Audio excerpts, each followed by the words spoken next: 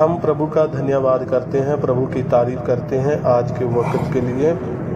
प्रभु हमारा बहुत भला प्रभु है, हमारा प्रभु बहुत अच्छा प्रभु है, और जो हमको बार बार हमारी ज़िंदगी में जो वक्त देता, जो समय देता, इसलिए देता कि हम प्रभु के वचन को, उसके वचन को सुनते जाएं और मनन करके अपनी ज़िंदगी में बहुत सी बरकत और आशीष को हासिल करें। और प्यारे अज़ीज़ों, मैं आपको ये बताना चाहता हूँ कि जैसे जैसे हम प्रभु के वचन को सुनते हैं और अपने जीवन को वचन के सुपुर्द कर देते हैं, जैसे यदि हमारा जीवन, हमारी ज़िंदगी शैतान के हाथों में, जिस्म की ख्वाहिशों में होगी, तो हम बार बार कमज़ोर होते जाएंगे, हम प्रभु से दूर होते जाएंगे। और जैसे फॉर एग्ज़ाम्पल, एक पहलवान के हाथ में यदि हमारा हाथ होगा तो हम चाहकर भी छुड़ाने की कोशिश जब करेंगे तो हम छुड़ा नहीं सकते। किसी कमज़ोर आदमी के हाथ में हमारा हाथ होगा तो हम कैसे भी उसको छुड़ा सकते हैं। कमज़ोर यानी हमारे जिस्म की अभिलाषा है जो वो हमें कमज़ोर करती है, और जो शैतान के अनुसार जो हम ज़िंदगी व्यतीत करते हैं तो ये सब बातें हमको कमज़ोर कर देती हैं। इसलिए जो ताकतवर है वो है प्रभु का कलाम, जो पावरफुल है वो है प्रभु की कुव्वत, प्रभु की रहमत। और जब हम अपने जीवन को प्रभु के वचन को सुनकर उसके हाथों में दे देते हैं, उसके सुपुर्द कर देते हैं, तो हमें प्रभु के हाथों में से कोई भी छुड़ा नहीं सकता। दिन प्रतिदिन हम बरकत के बायस, और हमारे बच्चे बरकत के बायस, और जो हमारा जीवन है ये आत्मिकता की उन्नति और तरक्की में ये बढ़ता जाएगा। सो आइए अब हम प्रभु के पवित्र वचन में से, जब हम इब्रानियाँ का खत, उसका 10 बाब, उसकी जब हम 26 आयत पढ़ते हैं तो उसमें लिखा है, क्योंकि सच्चाई की पहचान प्राप्त करने के बाद यदि हम जानबूझकर पाप करते हैं तो पापों के लिए फिर कोई बलिदान नहीं। प्यारे अज़ीज़ों, जब हम पवित्र संगत, प्रभु की हजूरी यानी सच्चाई की हजूरी को जानते हैं, प्रभु के वचन को जानते हैं, हमें पवित्रता की जब हमको संगत मिल जाती है, तो जब हम उसको जानने के बाद पाप करते हैं, गलती करते हैं, तो वचन में लिखा है कि फिर कोई बलिदान नहीं है। ध्यान दीजिए, यदि हमारे जीवन में गलती, हमें जिस बात का ज्ञान नहीं है, प्रभु का ज्ञान नहीं है, अभी प्रभु की हजूरी का ज्ञान नहीं है, कलाम के भेद नहीं है, तो हमारी ज़िंदगी में से जब पाप होता है तो प्रभु हमें माफ़ करता है।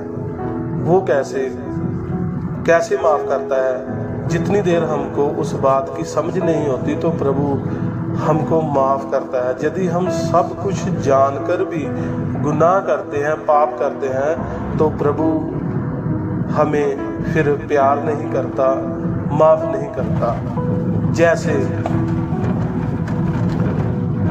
अनजाने में जो पाप होता है उसके लिए माफ़ी है, जो वो है खुदा का बेटा, प्रभु का बेटा, प्रभु यीशु मसीह। जैसे स्कूल में एक बार की बात है, स्कूल में एक बच्चा जब पढ़ाई कर रहा था और उसके टीचर ने उसको कुछ लिखने के लिए बोला। जब उसने लिखा तो उससे वो जो लिखा हुआ शब्द थे, लिखे हुए जो कुछ शब्द से थे, वो कुछ गलत हो गए। तो वह बहुत रोने लगा, बहुत रोने लगा, बहुत रोने लगा। और जब बहुत रोने लगा तो जो उसके टीचर थे उन्होंने बोला कि बेटा रोने की कोई बात नहीं, क्योंकि जो तूने जिस बात का तुम्हें अभी ज्ञान नहीं था लिखने का, पढ़ने का, और जे तूने जानबूझकर नहीं किया, पर तू अभी सीख रहा है, तो रोने की कोई बात नहीं है। ये रबड़ ले और ये पेंसिल से लिखा हुआ रबड़ से तू मिटा सकता है। और जब उसके टीचर ने उसको मिटाकर फिर बुक्स उसके हाथों में दे दी, उसकी कॉपी थी जो उसके हाथों में दे दी, तो बच्चा खुश हो गया।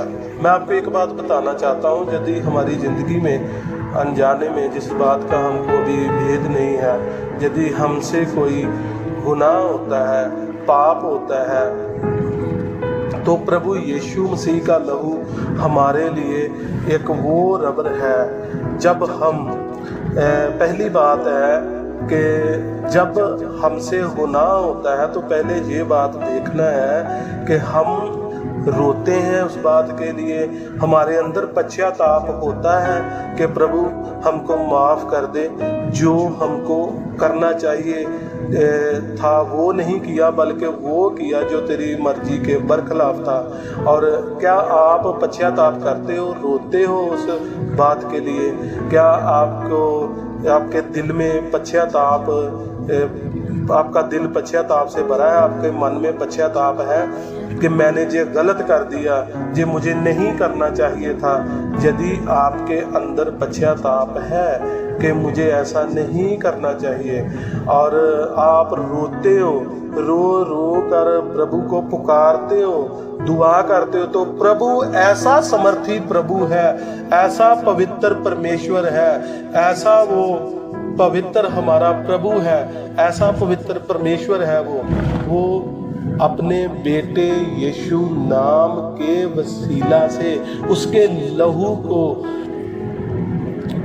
हमारी ज़िंदगी के ऊपर जब वो लगाता है, जब हम बोलते हैं, रो रो कर प्रभु को पुकारते हैं, वो अपने बेटे यीशु के लहू के वसीला से हमारे सभी पापों को माफ़ करता है, पाक करता है, हमें साफ करता है। फिर जैसे यशाया में लिखा है ना कि तेरे पाप लाल किरमची रंग के समान क्यों ना हो, मैं वो तेरे बर्फ के समान कर दूंगा।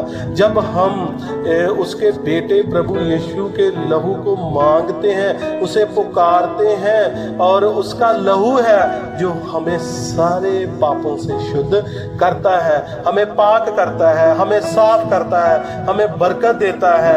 और फिर क्या होता है हमारी ज़िंदगी में? फिर हमारी जो संगति है वो पवित्रताई की संगति है, जो वो हमारी ज़िंदगी में पवित्रताई का जीवन जो वो होना शुरू हो जाता है, हमारा जीवन पवित्रताई का होना शुरू हो जाता है, हमारी जो संगति है वो पवित्रताई की हो जाती है। और पहले परमेश्वर भी यही चाहता है कि वो आपको, मुझको, हम सभी को अपने बेटे यीशु के लहू के वसीला से सारे पापों को मिटाकर, साफ करके, पाक करके हमको पवित्र करे, हम पवित्र हो जाए। जब हम पवित्र होते हैं उसके लहू के वसीला से, और फिर उसकी संगति हमारे साथ होती है, और फिर प्रभु कहता है जो तेरे पाप है, जो तेरे गुनाह है, मैं उनको फिर याद नहीं करूँगा। जैसे पूरब से पश्चिम जितनी दूर है, उतने ही दूर, उतना ही गैर तेरे गुनाहों के बीच में होगा, मैं उनको याद नहीं करूँगा। जब आप पवित्र लहू को मांगते हैं अपने जीवन के लिए, रो रो कर दुआ मांगते हैं, पवित्र लहू को मांगते हैं, प्रभु यीशु के नाम के वसीला से आप दुआ करते हैं, उसका लहू मांगते हैं, तो आपके गुनाहों को वो बख्श देता है। क्यों? हमारे गुनाह हमारी भक्ति से नहीं, हमारे बलिदानों से नहीं, हमारे सोना भेंट करने से नहीं, क्योंकि जिस परमेश्वर ने सारी कायनात को बना दिया, सारी पृथ्वी को बना दिया। आप जानते हो इस पृथ्वी के अंदर कितना सोना है। आपको तो ये भी ज्ञान नहीं है, हमको तो ये भी ज्ञान नहीं है कितना सोना है इस पृथ्वी के अंदर, और उसकी कॉस्ट क्या है, वो कितने का होगा। ये मालूम हो सकता है कि उसकी कॉस्ट क्या है, पर अंदाज़ा नहीं लगा सकते कि कितने सोना है इस पृथ्वी के बीच, कितना सोना है अभी इसके अंदर छिपा, कि क्या कुछ है, कितना कीमती। हमको कुछ भी बात का भेद नहीं है। प्रभु हमारे सोना चढ़ाने से नहीं, क्योंकि जो सारा कुछ पैदा करता है वो हमारी किसी भी भेंट का भूखा नहीं है। वो चाहता है कि हम पवित्र बने, उसके बेटे यीशु के लहू के वसीला से पवित्र बने, और वो अपने बेटे यीशु के लहू के वसीला से पहले हमको पवित्र करता है, फिर अपनी संगति को हमारे साथ बनाता है। जब परमेश्वर की संगति हमारे साथ होगी तो बस हमारी जिंदगी में खुशी ही खुशी होगी, बरकत ही बरकत होगी, आशीष ही आशीष होगी।